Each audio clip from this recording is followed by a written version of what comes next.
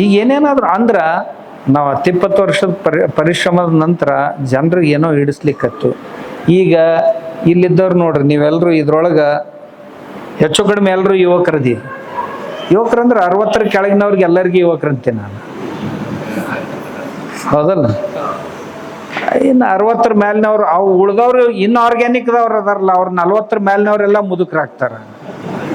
ಆರ್ಗ್ಯಾನಿಕ್ದವ್ರು ಏನದಾರ 60ರ ಕೆಳಗಿದ್ದವ್ರು ಎಲ್ಲರೂ ಯುವಕರು. ಇನ್ನು 60ರ ಮ್ಯಾಗನೂ ಸಹಿತ ಯುವಕರು ಇರ್ತಾರೆ.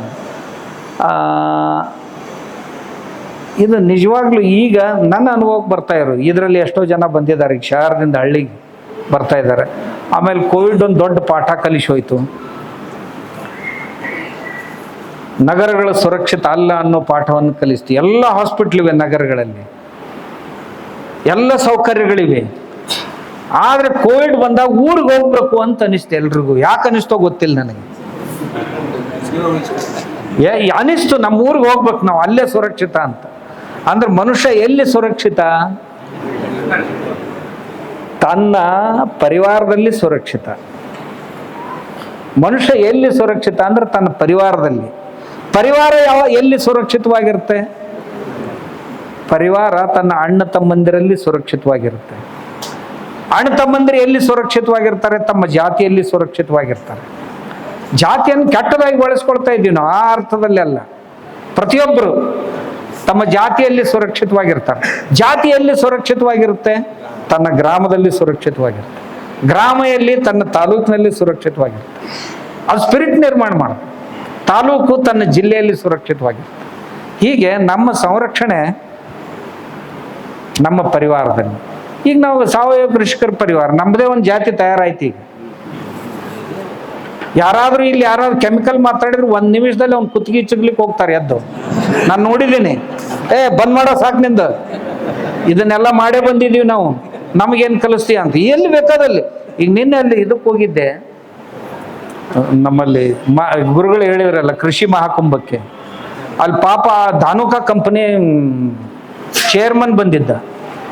ಅವನೆಲ್ಲ ಸರಿ, ಇದೆಲ್ಲ ಸರಿ, ಆದಾಗ್ಯೂ ಸಹಿತ ಇಷ್ಟರ ಮೇಲೆ ಜನರ ಹೊಟ್ಟೆ ತುಂಬಿಸ್ಲಿಕ್ಕೆ ಆಗೋದಿಲ್ಲ, ಆದ್ರಿಂದ ನಾವು ಕೆಲವೊಂದು ಕೆಮಿಕಲನ್ನು ಸ್ವೀಕಾರ ಮಾಡಲೇಬೇಕು, ಟೆಕ್ನಾಲಜಿ ಹಿಂಗೆ ಅನ್ನೋದು ಅಷ್ಟೇ ತಡ ಎಲ್ಲರೂ ಎದ್ದು ಬಿಟ್ರು. 200-300 ಜನ ಕೂತಿದ್ರು. ಎಲ್ಲರೂ ಸುಮ್ಕೊಡೋ, ನಿನಗೇನು ಬರುತ್ತೆ, ಶಾಲೆಯಲ್ಲಿ ಕಲ್ತು ಬಂದಿದೆಯೇ, ಕಲ್ತದ್ದನ್ನು ಮಾತಾಡ್ತಾ ಇದೆಯೇ, ಎಂದಾದ್ರೂ ಮಾಡಿದೇನು ಹೊಲದಲ್ಲಿ ಅಂತ ಸಿಕ್ಕಾಪಟ್ಟೆ ಬೈದ್ಬಿಟ್ರು. ಅಮ್ಮನ ದೊಡ್ಡ ಬುದ್ಧಿವಂತ ರೀ, ವೈಸ್ ಚಾನ್ಸಲರ್ ಆಗಿ ರಿಟೈರ್ ಆದ ಮನುಷ್ಯ ಅವ. ಒಂದು ಯೂನಿವರ್ಸಿಟಿ ವೈಸ್ ಚಾನ್ಸಲರ್ ಆಗಿ ರಿಟೈರ್ ಆದವ.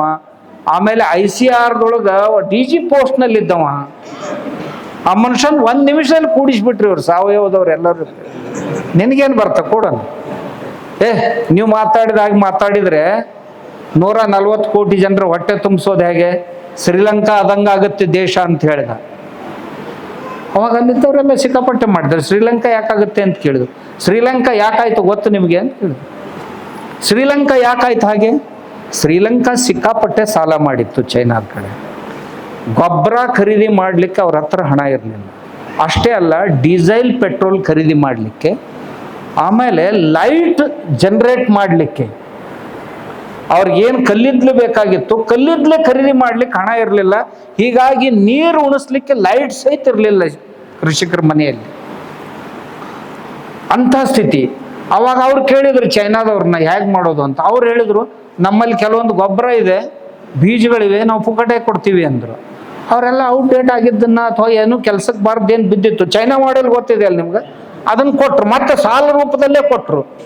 ಸಾಲನೂ ಹೆಚ್ಚಾಯಿತು, ರೈತರನ್ನು ಹೊಲಕ್ಕೆ ಹಾಕಿ ಹಾಳಾಗಿರೋದು. ಇದು ಶ್ರೀಲಂಕಾ ಮಾಡೆಲ್. ಇದನ್ನು ಇವ್ರು ಭಯ ತೋರಿಸ್ತಾ ಇದ್ದಾರೆ ನಮಗೆ. ಆದ್ರೆ ಏನಾಗಿದೆ ಅಂತ ಇವ್ರಿಗೆ ಗೊತ್ತಿಲ್ಲ. ಶ್ರೀಲಂಕಾದಲ್ಲಿ ಆದದ್ದಿದು. ಇವ್ರು ಸಾವಯವ ಕೃಷಿ ಮಾಡ್ಲಿಕ್ಕೆ ಹೊರಟವ್ರಲ್ಲ. ಆ ದೇಶದಲ್ಲಿ ಏನೂ ಮಾಡ್ಲಿಕ್ಕೆ ಸಾಧ್ಯ ಇರಲಿಲ್ಲ. ಸರ್ಕಾರ ಎಲ್ಲ ನಿಸ್ಸತ್ವವಾಗಿ ಹೋಗಿತ್ತು. ಸರ್ಕಾರ ಹೊಲಗಳಿಗೆ ನೀರು ಉಣಿಸೋದಕ್ಕೆ ಲೈಟ್ ಸಹಿತ ಕೊಡೋ ಸಾಮರ್ಥ್ಯ ಇರಲಿಲ್ಲ. ಅಂಥ ಪರಿಸ್ಥಿತಿಯಲ್ಲಿ ಶ್ರೀಲಂಕಾದ ಗತಿ ಹೀಗಾಯ್ತು. ಇವ್ರೇನದಕ್ಕೆ ಜೋಡಿಸಿದ್ರು, ಸಾವಯವ ಮಾಡಕ್ಕೆ ಹೋಗಿ ಶ್ರೀಲಂಕಾ ಹಿಂಗಾಯ್ತು. ಅವ್ರ ತಲೆಯಲ್ಲಿ ಸಾವಯವ ಮಾಡ್ಬೇಕಂತ ಎಂದೂ ಬಂದಿರಲಿಲ್ಲ.